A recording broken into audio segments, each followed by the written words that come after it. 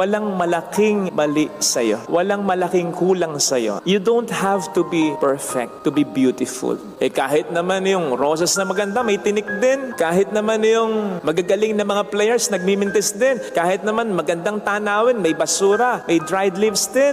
You don't have to be perfect to be beautiful. You just have to be perfectly you because you are already beautiful.